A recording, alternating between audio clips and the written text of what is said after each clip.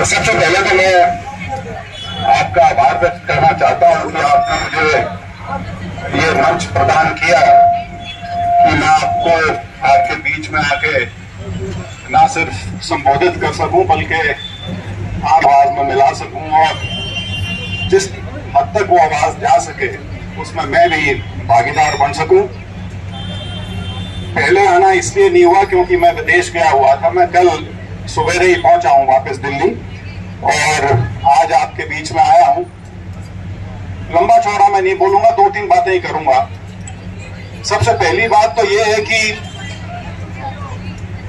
जिस प्रकार का रवैया यूनिवर्सिटी के प्रशासन ने, vice chancellor, registrar, student welfare के dean, security staff, chief security officer, इनका जो रवैया रहा वो कारण है कि आज आप इस धरने पे यहां बैठे हो।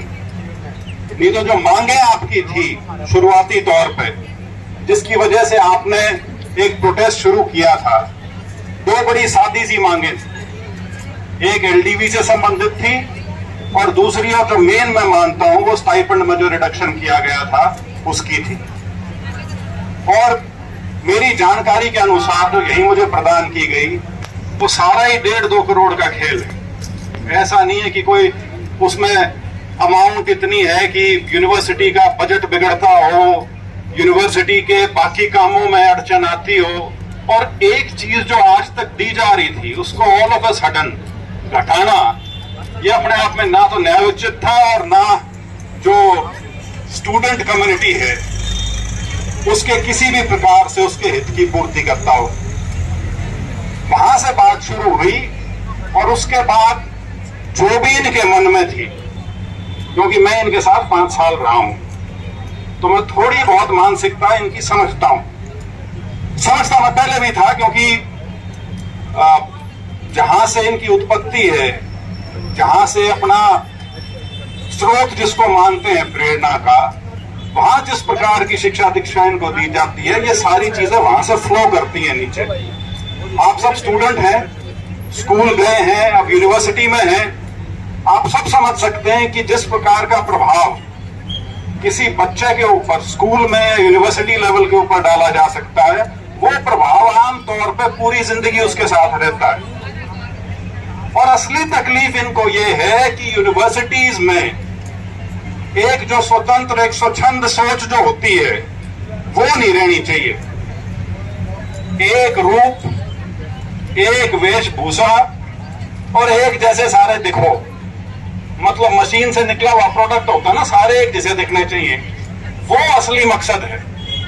वो यदि आप समझ पाएंगे तो ये भी समझ पाएंगे कि ये कार्रवाई क्यों की गई। मैं 3 छोटे उदाहरण दूंगा अपने खुद के जीवन काल से, क्योंकि मैं 2 यूनिवर्सिटियों में पढ़ा। पहले मैं दिल्ली यूनिवर्सिटी में पढ़ा, सेंट स्टीफेंस कॉलेज में था। वो कॉलेज वो था जिसमें ना तो स्टूडेंट यूनियन थी, मतलब कॉलेज का चुनाव होता था, लेकिन दिल्ली यूनिवर्सिटी स्टूडेंट यूनियन का वो हिस्सा नहीं थे। और जो डूसू भी है, वो डूसू क्या है, वो जो टीचर्स वाली जो होती है, डूटा, मेरे ख्याल से उसका भी वो हिस्सा नहीं थे। और मेरे को उस समय वो चीज बड़ी जचती थी। मैंने कहा हाँ बिल्कुल ठीक है, बच्चों का काम तो यही होना चाहिए कि आए, अपनी पढ़ाई लिखाई करें, डिग्री लें, बढ़िया नंबर लें और आगे चलें। लेकिन उसके बाद मेरा वास्ता पड़ा जेएनयू से। मैं उसके बाद जेएनयू गया। ये दोनों संस्थाओं के नाम इसलिए ले रहा हूं कि दोनों वो संस्थाएं जिनके ऊपर अब जो राजनीतिक व्यवस्था है उन्होंने कांटा मार रखा है। वो अलग बात है कि उनके जो सबसे बड़े 2 मंत्री हैं, क्योंकि उन्हें थोड़ा पढ़े लिखे चाहिए, फॉरेन अफेयर्स और फाइनेंस मिनिस्ट्री, वो दोनों जेएनयू के प्रोडक्ट हैं। तो ये अजीब सा विरोधाभास है, क्योंकि उनके पास क्वालिटी नहीं है, उनके पास वो मसाला नहीं है, क्योंकि वो तीसरे और चौथे दर्जे का जो इंटेलेक्ट है वो है उनके पास, उससे ऊपर वाला है नहीं। खैर, मैं तो कह रहा था जेएनयू में जब मैं गया, वहां पे सही मायने में मेरा स्टूडेंट पॉलिटिक्स से मैं रूबरू हुआ। मैं स्टूडेंट पॉलिटिक्स का हिस्सा कभी नहीं रहा। मैंने धरने प्रदर्शनों में कभी भागीदारी नहीं की थी। और जेएनयू में भी मैं, हालांकि मैं कांग्रेस परिवार से था, लेकिन यह नहीं था कि मैं एनएसयूआई के साथ जुड़ा हुआ था और मैंने उनके लिए कोई वोट मांगी हूं। लेकिन उस यूनिवर्सिटी में मुझे यह देखने को मिला कि स्टूडेंट पॉलिटिक्स क्या होनी चाहिए और क्या वो हो सकती है। वाद विवाद तर्क, सारा का सारा जो चुनाव या राजनीति उस यूनिवर्सिटी में जो होती थी वो इसके ऊपर होती थी। वो इसके ऊपर ये नहीं होती थी आमतौर पे कि नए स्टूडेंट आ रहे हैं, उनकी सुविधा के लिए पानी पिलाने की व्यवस्था की जा रही है, इस तरह की जो चीजें होती हैं आमतौर पे, क्योंकि टाइम नहीं मिलता, एक साल होता है। लेकिन एक हेल्दी एटमॉस्फेयर में किस प्रकार से स्टूडेंट पॉलिटिक्स की जाती है वो मैंने वहां देखी और समझी। क्योंकि स्टूडेंट पॉलिटिक्स आमतौर पे, अंग्रेजी का शब्द है वोलेटाइल मानी जाती है, मतलब ज्वलंत होती है, थोड़ी सी तिल्ली लगाओ और युवा भड़कने के लिए तैयार रहता है, ऐसी मान्यता है आमतौर पर। और उसी मान्यता का शायद ये कारण है कि हरियाणा में आज से शायद 2 दशक पहले जो स्टूडेंट पॉलिटिक्स थी वो कॉलेजेस और यूनिवर्सिटीज से खत्म कर दी गई थी। देश में जो लीडरशिप है उसकी ग्रूमिंग या उसकी ट्रेनिंग यदि आपके स्तर पर नहीं होगी तो नतीजा यही होगा कि मेरे जैसे जो राजनीतिक परिवार के लोग हैं उन्हीं को मौका मिलेगा।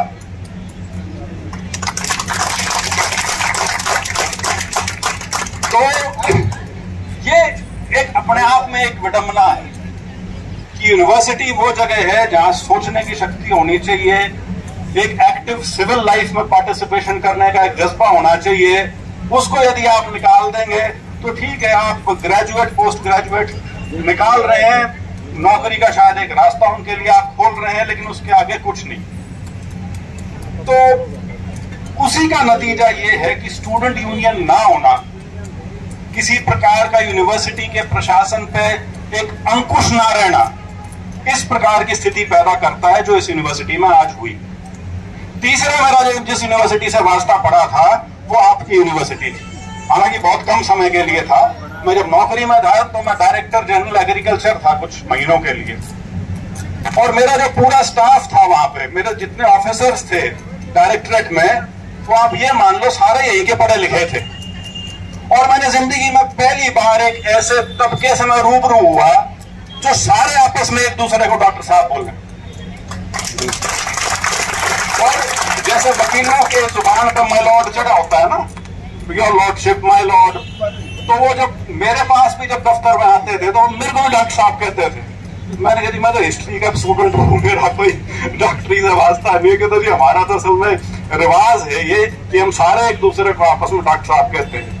तो एक ऐसी संस्था जहां के कल्चर में इस तरह की सभ्यता हो कि वो सबको इतना मान सम्मान दें, और वहां ये स्थिति पैदा कर दी गई कि आज यहाँ बच्चे पिछले 10 दिन से प्रदर्शन पर बैठे हैं, धरने पर बैठे हैं, जिनके साथ एक बर्बरता पूर्वक रवैया अपनाया गया, जिनकी खुले में पिटाई की गई, यहाँ पे चोटें मारी गई। और किस लिए? 2 छोटी डिमांड्स। कोई ऐसा नहीं था कि कोई क्रांति लाई जा रही थी इस यूनिवर्सिटी के माध्यम से, कोई ऐसा नहीं था कि कोई लेफ्ट विंग का कोई बड़ा भारी सबवर्सिव एजेंडा था कि देश में लाल क्रांति हम लाने जा रहे हैं, कुछ नहीं था।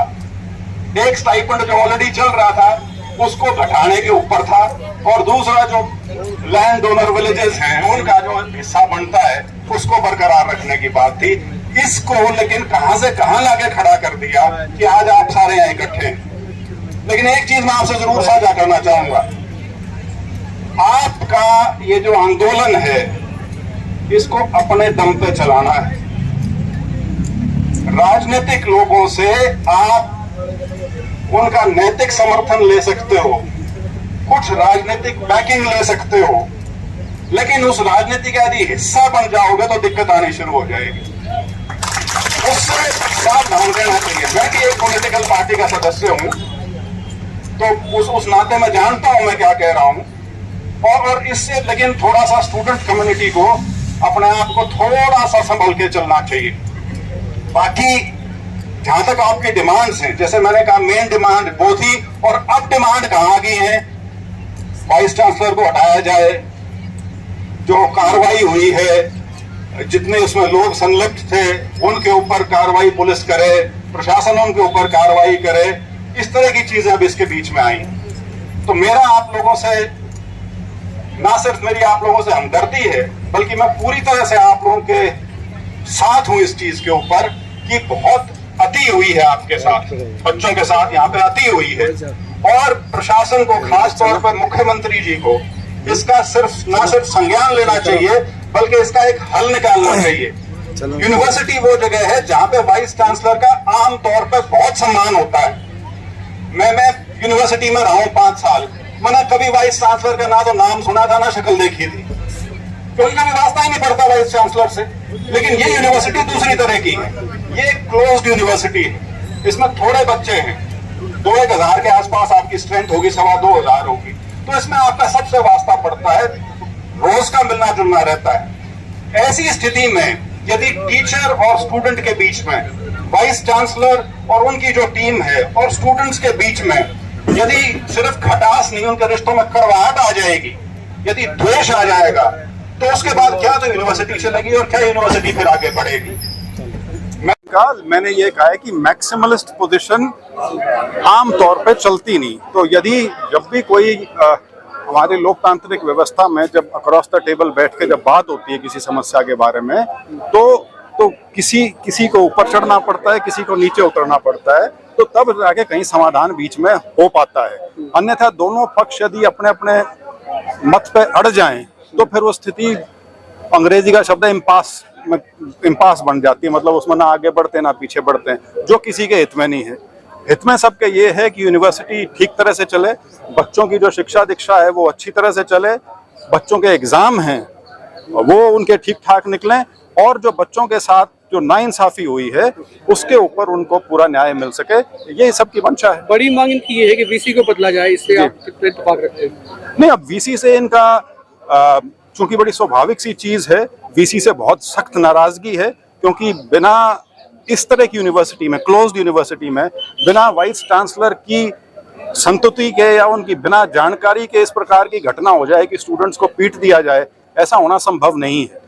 तो ऐसी स्थिति में यदि स्टूडेंट्स उनके रेजिग्नेशन की डिमांड करते हैं तो वो अपनी तरफ से बिल्कुल ठीक है। एक आपने एक और बात कही कि पॉलिटिकल पार्टी से थोड़ा सा आपको अवेयर रहने की जरूरत है, आपका जो आंदोलन है वो छात्रों का रहे, वो कोई हैक ना हो, इस तरह की आपने नहीं वो देखिए, वैसे तो अब हम सब पॉलिटिकल लोग हैं और आंदोलन अपने आप में एक राजनीतिक क्रिया है, तो ऐसा नहीं है कि आंदोलन राजनीतिक क्रिया नहीं है। लेकिन पॉलिटिकल पार्टी से यदि उनमें बीच में पड़ जाएं तो फिर प्रशासन को एक सुविधा मिल जाती है उस आंदोलन से डील करने के लिए। एक बार फिर इस आंदोलन में जाति का कार्ड खेला जा रहा है, मतलब प्रशासन की तरफ से कहीं न कहीं दिख रहा है। देखिए इससे ज्यादा दुर्भाग्यपूर्ण चीज हो नहीं सकती, लेकिन ये बीजेपी की चाहे केंद्र की सरकार हो या प्रदेश की हो, ये उनकी फितरत में है, ये उनके राजनीतिक एजेंडा का, राजनीतिक कार्यप्रणाली का एक अंतरंग हिस्सा है, और HAU भी अब उससे छूटा नहीं रहा। के खिलाफ भी पर्चा दर्ज हुआ है सर, इसको लेकर क्या कहेंगे? नहीं, मैंने वही कहा कि कोई 30 या 31 बच्चों के खिलाफ पर्चा दर्ज हुआ है, तो वो तो बिल्कुल स्पष्ट तौर पर जिला प्रशासन को ये संज्ञान लेना चाहिए, सरकार को संज्ञान लेना चाहिए, और बच्चों के खिलाफ जो पर्चे दर्ज किए गए हैं उनको वापस लेना चाहिए। और मैं समझ रहा हूँ ये किस लिए हो रहा है, ये बच्चों पर दबाव डालने की चीज़ है कि किसी प्रकार से जो इनकी एकता है उसको तोड़ा जा सके और जिससे आंदोलन को खत्म किया जा सके, ये प्रयास होगा उसके पीछे, मुझे जो लगता है। लेकिन जिस प्रकार से 1700 बच्चों का एग्जाम था और उसमें शायद 13 या 14 बच्चे सिर्फ एग्जाम लेने गए, उससे ये पता लगता है कि जो स्टूडेंट्स यूनिटी है वो बिल्कुल मजबूत तरीके से अपने मत के लिए खड़ी है, अपनी मांगों के लिए खड़ी है, और इस प्रकार की कोई भी गतिविधि जो है वो देर सवेर सरकार को वापस लेनी पड़ेगी। विजेंद्र जी, एक बच्चों ने इच्छा जाहिर की है कि उनकी बात राहुल गांधी से कराई जाए ताकि उनके आंदोलन को और मजबूती मिले। नहीं, देखिए वो बिल्कुल उन्होंने एक मंशा व्यक्त की है जो मुझे कल पता भी लगी थी, और मैंने राहुल जी को उसके बारे में उनके संज्ञान में ला भी दिया है, और उम्मीद रखते हैं कि शायद कोई उनकी तरफ से संदेश आ जाएगा। अदरवाइज पार्टी के राष्ट्रीय अध्यक्ष श्री मल्लिकार्जुन खड़गे जी से कल वीडियो कॉन्फ्रेंसिंग यहाँ बच्चों के साथ हो चुकी है, देखते हैं। राहुल गांधी के संज्ञान में है ये मामला, मैंने डाल दिया है।